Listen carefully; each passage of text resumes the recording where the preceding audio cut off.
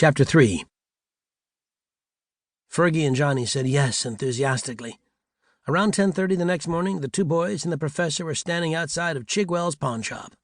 3 golden globes hung from a bracket over the door, and propped up behind the plate glass display window were 2 guitars, a saxophone, a velvet-covered board with several antique watches hanging on it, and an old cavalry saber.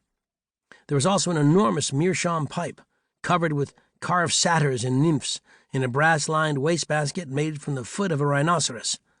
After the 3 of them had studied the things in the window for a few minutes, the professor coughed loudly and said, "Come along, gentlemen, time's we're wasting." He went into the shop, and Fergie and Johnny followed him. The owner of the shop was a small, bald, meek-looking man who wore half-moon glasses and an unbuttoned gray vest. The professor marched straight up to the man, introduced himself, and fished the pawn ticket out of his pocket. When the man saw the ticket, his eyes opened wide. "Good night," he exclaimed as he took the piece of paper from the professor's hand. "I never expected to see one of these again. Where on earth did you get it?" The professor smiled uncomfortably and glanced away. "It's a long story. I won't bore you with it. To tell the truth, I'm amazed that you recognize the ticket. I know it seems unlikely, but I wonder if it's possible that you still have the object that the ticket belongs to." The pawnbroker stared hard at the ticket and scratched the side of his nose. He muttered. "You know, there's just an outside chance that we might have it.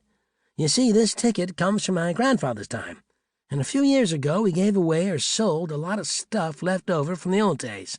But I saved a few rather curious objects that I just couldn't bear to get rid of. They're in a closet in the back room. Here, let me go have a look." The pawnbroker took the ticket and disappeared through a curtained doorway.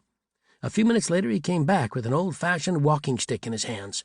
The body of the cane was made of some mottled light brown wood, and it was capped at the bottom by a tarnished brass ferrule. For a handle, the cane had a piece of ivory that was shaped like a long, skinny human hand, and the fingers of the hand clutched an ivory ball. Attached to the handle was an old tattered cardboard tag with the number 896 on it. "Good grief!" exclaimed the professor. "So that's our prize, eh? Well, well." "That's it," said the man with a little sigh. He laid the cane on the counter, turned, and plucked a dust rag down from it.